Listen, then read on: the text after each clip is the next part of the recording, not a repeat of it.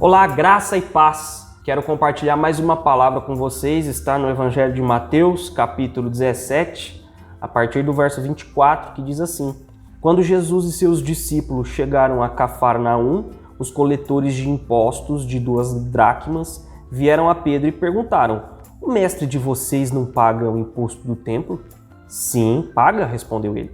Quando Pedro entrou na casa, Jesus foi o primeiro a falar, perguntando-lhe: O que você acha, Simão? De quem os reis da terra cobram tributos e impostos? Dos seus próprios filhos ou dos outros? Dos outros, respondeu Pedro. Disse-lhe Jesus: Então os filhos estão isentos, mas para não escandalizá-los, vá ao mar, jogue um anzol, tire o primeiro peixe que você pegar, abra-lhe a boca e você encontrará uma moeda de 4 dracmas. Pegue-a e entregue-a a eles para pagar o meu imposto e o seu. Olha só o milagre que acabamos de acompanhar. O Rei dos Reis, Senhor dos Senhores, tinha acabado de chegar no domínio de Cafarnaum e não tinha 2 moedas para pagar o seu imposto. Esse imposto era o imposto do templo que todos os judeus deveriam pagar. E aí você deve se fazer a pergunta: eu, sendo cristão, devo pagar impostos?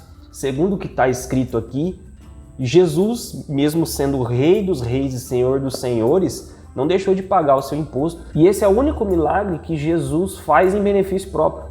E ele realiza esse milagre para evitar o escândalo. Porque muitas vezes nós podemos associar a espiritualidade à desobediência civil. Ou seja, tudo que nós fizermos contra os governantes é apoiado por Deus.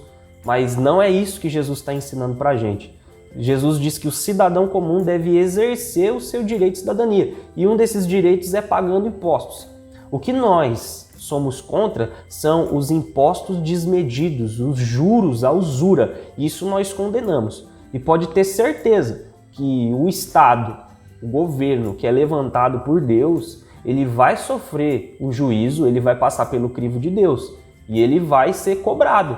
Onde vocês estão aplicando os impostos que vocês cobram do meu povo? E Jesus tenta explicar para Pedro, dizendo: ora, se um rei humano não cobra imposto de seu filho, por que eu deveria pagar, Pedro? Porque eu sou o filho de Deus. Agora, se você lembrar lá de trás, lá do rei Davi, quando Davi venceu Golias, uma das prerrogativas daquele que vencesse o gigante era para a linhagem familiar ser isenta de impostos. Sei que passou muita coisa, os judeus foram e voltaram da Babilônia, mas Jesus é um descendente direto de Davi. Vendo por essa perspectiva histórica, Jesus estaria livre de impostos. Mesmo assim, ele fala para Pedro pescar e tirar as 2 dracmas da boca do peixe. É por isso que posteriormente, lá em 1 Pedro 5,7, Pedro vai escrever: lançando sobre ele todas as suas ansiedades, porque Pedro mesmo sabia que quando havia alguma necessidade era só clamar a Jesus que ele iria resolver. Então Pedro viveu isso, ele andou sobre as águas,